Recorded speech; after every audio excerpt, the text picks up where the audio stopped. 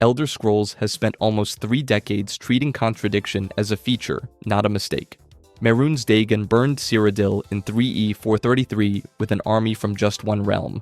Molag Bal runs Coldharbour like a private prison, Sheogorath governs madness in the Shivering Isles, and somewhere in the Arbus, a Dwemer scholar named Yagrum Bagarn is still alive centuries after his entire race vanished in a single instant. That's why today I'm breaking down 10 of the biggest questions in Elder Scrolls lore and what they actually mean, starting with the one place everyone assumes they already understand. What is Oblivion? And before you picture one endless fire pit full of screaming souls, that image is only accurate for a single zip code in a much bigger map. Oblivion is a stack of realms, many owned and operated by a different Daedric prince, like a private universe with its own rules. The Deadlands belong to Mehrunes Dagon alone, all cracked earth and ash storms, and that's the version most players remember because it's the one that showed up in Cyrodiil and started killing people. Sheogorath runs the Shivering Isles, a few metaphysical zip codes over, split clean in half between manic joy and total despair. Molag Bal owns Coldharbour, a realm built specifically to break mortal souls down and rebuild them as his property. 3 princes, 3 completely different physics engines, and that's not counting the over a dozen more with realms of their own.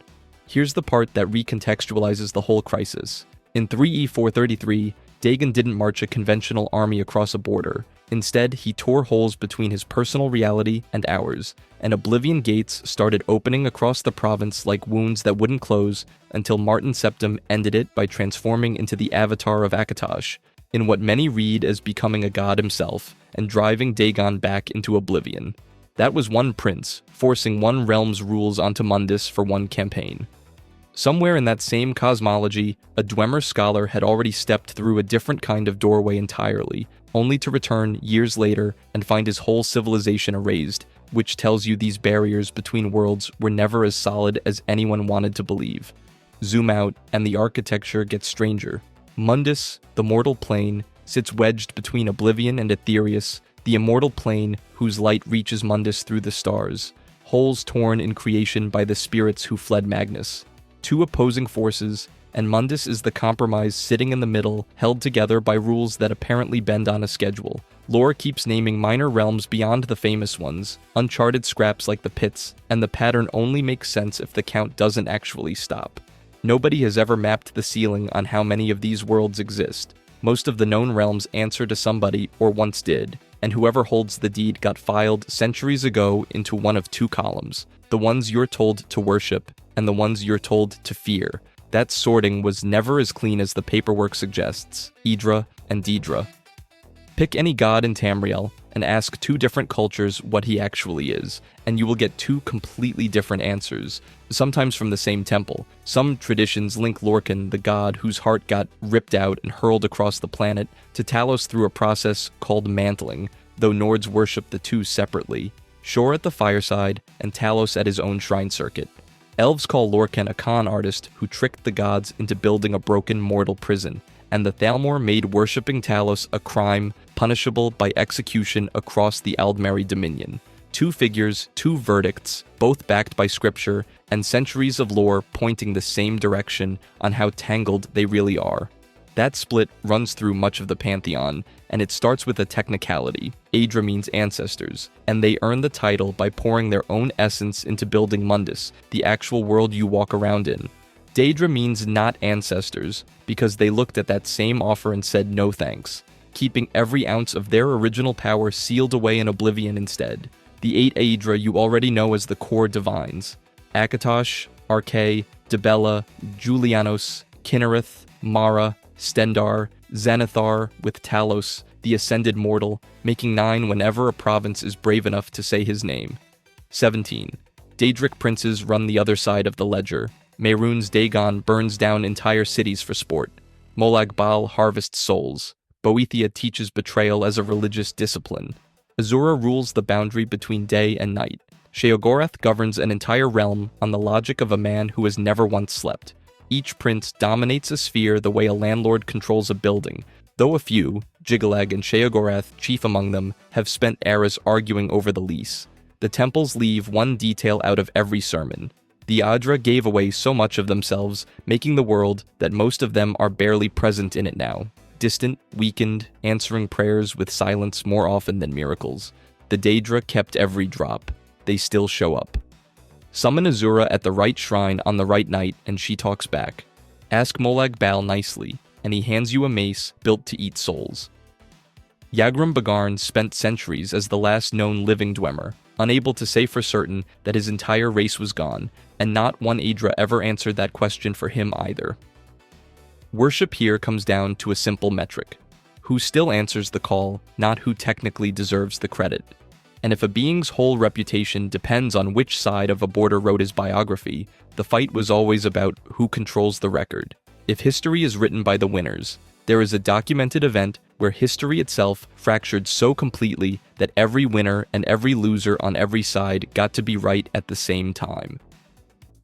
The Dragon Break.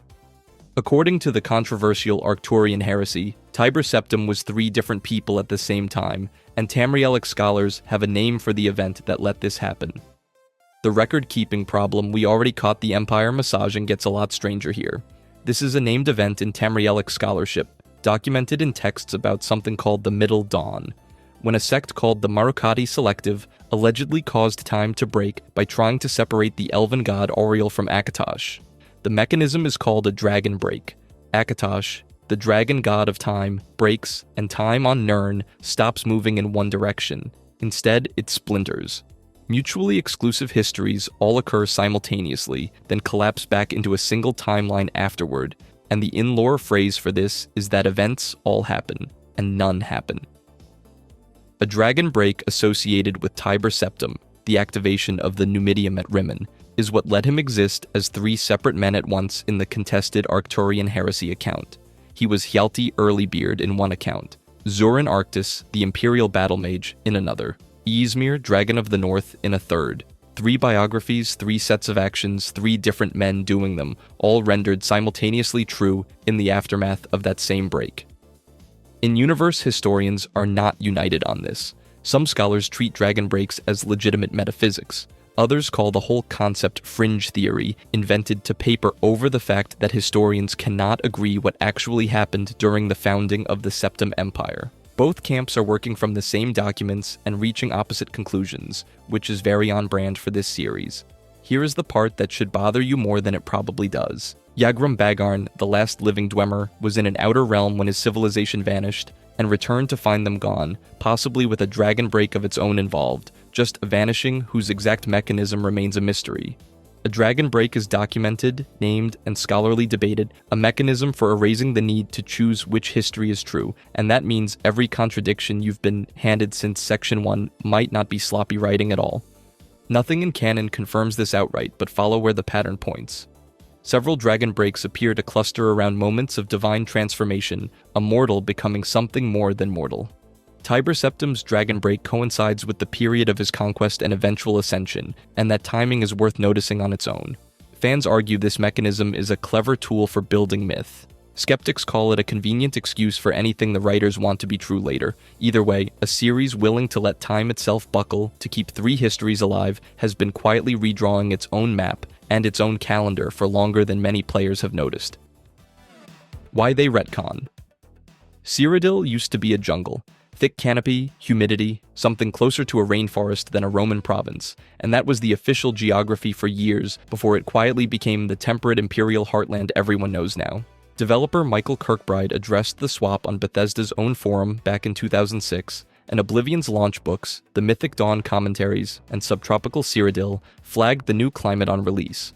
It happened between Morrowind's lore and Oblivion's reality, and the fanbase absorbed a total climate shift for an entire province. This is the same mechanism from a moment ago, the one that let an entire empire's calendar shatter into overlapping versions and still count as history. Arena started this series in 1994, Daggerfall followed in 1996, then Morrowind in 2002, Oblivion in 2006, Skyrim in 2011, and The Elder Scrolls Online has been rewriting the map in real time since 2014. Across that span, provinces got redrawn, timelines got restructured, and entire wars got inserted into eras that previous games had already covered without them. The Three Banners War and the Ebonheart Pact did not exist in any single-player game before Online added them, then backdated them into the Second Era like they had been there the whole time. Skyrim did something similar to Dragons, taking scattered mentions from earlier titles and building an entire Dragonborn mythology on top of them, and it's easy to read that as retroactively making Alduin and Dragon Prophecy feel like the spine of the whole setting. A studio rewriting its own timeline usually reads as a continuity error. Bethesda built a setting where that same move gets filed under Doctrine instead, because many in-game history books already contradict each other. Nothing in the games ever confirms which account of Cyrodiil's climate is the accurate one, and that gap is the entire point. Read as design, the setting lets contradicting historians both be right, which means a jungle province and a Roman province can sit in the same canon without either one losing. Somewhere in that pile of overwritten records is a being who returned to find his whole race vanished between one heartbeat and the next, and even he has no version of events that explains what actually happened to them. If the writers can quietly swap a province's weather and call it lore instead of a mistake, then every surviving account of anything older starts to look less like fact and more like whoever wrote it down last. Once you accept that surviving records are edited by the victors, the oldest human origin story in the setting becomes a crime scene, where entire religions had motive to tamper with the evidence. The Alessian Rebellion. A slave named Alessia allegedly received a golden amulet from a dragon god, and used it to overthrow an empire of elves who had ruled Cyrodiil for thousands of years. That is the version carved into imperial history. Whether it is what actually happened is a completely separate question, and the record cannot settle it. The Alessian slave rebellion happened somewhere in the early First Era, when human slaves across Cyrodiil rose against their Ayleid masters, and after a war that reshaped the province, founded the Alessian Empire under a woman named Alessia. The rebellion itself is not in dispute. Many other details do not survive the crossing between accounts intact. The standard chronicles date it to 1E 242-243, though other details around the war shift depending on who was writing it down. The identity of Alessia's divine backer shifts too, with some texts crediting Akatosh directly and others pointing to Shazar, a distinction that sounds small until you remember an entire imperial bloodline was later built on the answer. The size of the Nordic army that supposedly marched south to help her ranges from decisive to barely mentioned, depending on who was writing and for whom. One tradition has Alessia personally handed the Amulet of Kings, a covenant from Akatosh binding her bloodline to the dragonfires themselves, the same fires that, while lit under a rightful heir, held the barrier against oblivion across the millennia that followed. A second tradition strips the miracle out entirely and credits the win to soldiers, timing, and a broken elven alliance. Ayleid-leaning accounts read like elegies, describing the fall of a magically sophisticated civilization brought down by its own slaves. Human chronicles read like scripture, framing the same war as liberation from bondage and Daedra worship. Nothing in either record proves the other side lied. What survives instead is proof that both sides kept writing long after the war ended, and neither stopped. That habit had a name. The Alessian Order, the theocracy that grew out of Alessia's victory, spent centuries afterward rewriting scripture and history to fit its own doctrine, editing older texts until the original event was buried under generations of institutional revision. Somewhere under all of it is one woman who was enslaved and then was not, and much of what got piled on top of her since has served later agendas more than her actual memory. In-universe scholars are still picking through those layers today, cross-referencing contradictory books like Forensic Accountants, trying to reconstruct a woman who may be permanently unrecoverable underneath her own legend. The gods themselves do not escape this problem. Akatosh gets credited, edited, reassigned, and reinterpreted by successive regimes that needed a dragon god on their side. Some of the deepest lore pushes further, treating Akatosh himself as a mask worn by something older than temples, older than empires, older than the war that got fought in his name. Nothing in canon confirms that reading outright, but the pattern is hard to ignore once you notice it. What is Citus? An entire cult of assassins prays to something that might not even know they exist. The Dark Brotherhood calls him the Dreadfather. They call every kill a gift, a little offering that keeps the universe balanced on its axis. Sithis takes the credit, gets the prayers, gets the blood. But the mythic texts describe him as something closer to a law of physics wearing a name, the personification of the void, and the primordial chaos that existed before a single god drew a single breath. In the oldest myths, he appears as Padme, and Padme means change itself. the raw force of motion and destruction that never sat still long enough to be worshipped properly. Go back to the Aedra and Daedra, the gods everyone builds temples for and fights wars over. Sithis was already running the show before any of them showed up. In the oldest creation accounts, Sithis, or the force he embodies, stands as the counterpart to Anu, the principle of stasis and order, and their collision is what actually births the Orbis, the shape of reality itself, gods included. Everything the 9 divines and the Daedric princes ever did happened inside a structure that Sithis and Anu argued into existence first. The gods are the argument. Sithis is the room they're arguing in. He has no plane, no Daedric realm with a throne and a welcome mat, nothing like Oblivion's islands of personality and appetite, which makes summoning him, worshipping him, even speaking his name in the Brotherhood's black sacraments, an act aimed at something that might have zero interior life to receive it. Nothing in canon confirms whether Sithis is aware of the murders committed in his honor. Some scholars in the Elder Scrolls' own religious texts argue he's simply the word mortals invented for entropy, a metaphor stretched into a mask. Follow that thread, and the Dark Brotherhood's most sacred ritual becomes a transaction with a force incapable of noticing the payment, the same silence that swallowed Yagrum Bagarn's entire people in a single instant with nobody left standing to explain the mechanism. A force of dissolution explains why so much in this world simply stops. It does not explain the creatures who crawl back out of their own graves centuries after every last written account swore the matter was closed. Why dragons return. You can put a sword through a dragon's skull, watch it collapse into a pile of bones, and accomplish exactly nothing. That kill only counts if you tear the soul out with it. Skip that step, and the dragon is just resting. Its essence stays welded to the fabric of time itself, the same fabric that lets a chunk of history shatter and reform crooked. Every dragon fight in Skyrim is technically a rematch waiting to happen. Akatosh is the reason. He is the dragon god of time, and dragons are built from his stuff, which means their souls don't decay the way a mortal soul does. They anchor. Alduin, his firstborn and the World Eater, spends Skyrim's main quest walking from burial mound to burial mound and shouting individual dragons back into their bodies. Dragons that were defeated and entombed hundreds or thousands of years earlier during the Merethic era, back when entire cults built their religion around worshipping them before the world eventually drove them out. The Dragonborn is the only wrinkle in that system. Absorb the soul on the kill, and the dragon is actually finished, permanently, no comeback arc available. Every other death in the setting's history was apparently just a pause button. Alduin proves it by walking down a very long row of pause buttons and pressing every single one. That is a brutal way to run an afterlife. Somewhere in that string of reawakened corpses is a dragon that thought it had already lost, already paid the price, already been erased from the world it used to burn. It hadn't. It was just filed away in time itself, waiting for someone with the right voice to come dig it back out of the dirt. Nothing in the source material states dragons will surge back after Skyrim's ending, but the pattern holds regardless of who is doing the resurrecting. Their souls stay bound to time, whether Alduin is alive to exploit that binding or not, and that binding is the entire mechanism, not a one-time cheat code he happened to know. A future era with its own crisis, its own broken calendar, its own desperate cultist reading the wrong shout off the wrong wall, has everything it needs sitting in the ground already.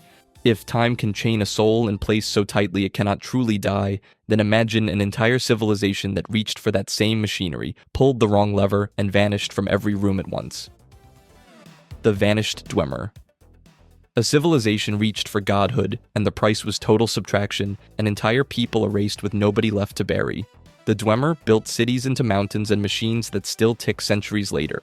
Somewhere around 1E700, in the war that consumed Red Mountain, all of it stopped mattering at once. Some see echoes of the same reality machinery that keeps a dragon's soul anchored to its own timeline, a resonance that never bound the Dwemer to anything. It deleted them, cleanly and completely, in the space of a single moment. The official story starts with ambition. Kagranak, chief tonal architect of House Dwemer, led an experiment on the heart of Lorkhan, the god corpse buried beneath the mountain, using tools built to rewrite the rules souls run on. Nerevar and the Tribunal were pulled into the same conflict, fighting over what that experiment would unleash. The canonical accounts broadly point to the same ambition. The Dwemer were reaching past mortality itself, aiming their entire civilization at a target few mortal races had ever even approached. Then the evidence gets strange. Walk through Bam's Amshend, Mzahunch, or any Dwemer ruins scattered across Morrowind, Skyrim, or Hammerfell, and you'll find perfect architecture, functioning steam machinery, automatons still walking patrol routes on dead batteries of magic centuries later. What you find instead of bodies is silence, 3 provinces of ruins, an entire race's worth of construction, and the record stands at 0 skeletons, 0 graves, 0 skulls. Whatever ended them left the furniture standing and took every last person who built it. One person was standing outside the room when it happened. Yagrum Bagarn, encountered wasting away in Telfir centuries later, claims he was in another plane of existence at the exact moment of the event, and stepped back through to find his entire civilization gone. Every neighbor, every rival architect, every relative vanished between one heartbeat and the next. He's still alive when players meet him in Morrowind, ancient and deteriorating, and he is one of the last who remembers what was lost. Nothing in the historical record confirms whether Kagranak's plan succeeded, failed, or did something in between. Fans have spent years arguing several different endings for the same vanished race, that the Dwemer got exactly what they wanted and became something without bodies, that the Heart rejected them and scattered them across planes they can't return from, or that they got folded into the mountain itself, still present in some form nobody can locate. The game never picks a side, and Yagrum never gets an answer either. A whole people disappeared in an instant and left one witness holding the silence. Somewhere else in this world, a figure did the opposite, refusing to stay dead at all, splitting into so many contradicting legends that no 2 storytellers can agree on his name. Who is Underking? Zurin. Arctis died trying to reclaim his own heart, and 3 separate legends walked away from that death wearing his face. His name was Zurin Arctis, Imperial battle mage to Tiber Septim, the man who actually knew how to make Numidium move. He built the Mantella, the soul-powered heart that woke the brass god, and he handed Tiber Septim an empire built on borrowed divinity. His reward was betrayal. Cut out of the histories he helped write, stripped of his seat at the table he built, Arctis went after the Mantella himself, and the confrontation destroyed both him and Numidium at once. Out of that wreckage came something else entirely, a spectral power broker still fighting over the Mantella centuries later. That alone would be a strange enough afterlife. Then Daggerfall gave players 7 distinct faction endings, and a Dragon Break made every single one of them true across a handful of days. In one canon strand, the Underking reclaims the Mantella himself and finally gets to rest. In another, a different power ends up holding it. In a third, the whole conflict resolves, without him getting the closure the first version promised. Among the 7 faction endings, the Underking's fate splits at least 3 different ways, all packed into 3 days on the calendar, the 9th to the 11th of Frostfall. The branching paths are well documented by the community, tracked ending by ending, faction by faction. Zurin Arctis is currently resting, still fighting, and never got the chance to rest, and every one of those is the official record. The Dwemer vanished as a people in a single instant, one clean erasure with a specific survivor left to remember it. The Underking runs that same mechanism through one man instead, smearing him across multiple outcomes until the contradiction lives inside a single identity. Some accounts push the tangle further and name a second face entirely. Wolfhearth, the Ash King of Skyrim, gets folded into the same legend by writers working from Dragon Break warped sources. Nothing in the histories confirms this outright, so treat it as a labeled leap, but the pattern holds together once you follow it. The same warping that let Daggerfall's endings coexist could just as easily have let 2 heroic deaths collapse into one shared myth, Arctis and Wolfhearth, and a vengeful spirit all wearing the Underking's name at once. A man with 3 afterlives is unsettling enough on its own. When the walls between separate timelines get thin enough to let 3 legends occupy one body, and an entire race can disappear on the same afternoon, something in the structure holding those walls up is clearly wearing through, and there is already a name circulating for the day it finally gives out completely. The Convergence. Every barrier this video has shown you cracking was the same barrier, cracking in the same direction, for nearly 2 decades straight. That is the pattern fans call convergence, and no canon source uses that word to describe this pattern. It is a fan-built lens, stitched together from decades of hints, pieced together in forums and theory videos, rather than confirmed on any official roadmap, and it deserves to be labeled exactly that before it gets delivered at full volume. Here is the pattern underneath the label. Aetherius, Oblivion, and Mundus were always supposed to stay separated, 3 layers with the mortal plane sitting fragile in the middle. Then the Oblivion Crisis tore gates straight through that separation, Alduin devoured time itself and got dragged back into it, and the plane meld shoved Oblivion's influence directly into Nirn on a scale that pushed the boundaries further than ever before. 3 different eras, 3 different writing teams, 1 identical move. The walls between planes get thinner every single time. Layer the rest of the ladder on top of that. A living document that rewrites itself. And if certain fan readings are right, it does so when enough people believe the new version. Histories that fracture when the god of time stops enforcing a single version. Dragons whose nature makes them immortal, now dying permanently, because a mortal absorbed the exact power that used to make them exempt from that rule. An entire species erased from Mundus in a single instant, so completely that the one survivor has had centuries and still cannot tell you what happened to his own people. A being like the Underking, smeared across multiple identities because the historical record genuinely could not agree on who he was. Every one of those is a load-bearing wall. Fans doing this math for years now argue those walls cannot keep failing forever without something on the other side finally walking through. Nothing in the games states that outright, but follow where nearly 2 decades of the same fracture keeps pointing. The Elder Scrolls VI sits right where that math lands, and the theory names it as the point where the series stops letting Mundus, Oblivion, and Aetherius quietly overlap and forces a single version of reality to hold. Yagrum Bagarn has been alive for centuries with nobody left who can explain what erased his people. Convergence is the theory that his silence is a preview. The franchise spent 3 decades proving contradictions can survive side by side, and Convergence is simply the fan name for the day that stops being true. The day the fuse lit at the Oblivion Crisis finally reaches the room marked Elder Scrolls VI.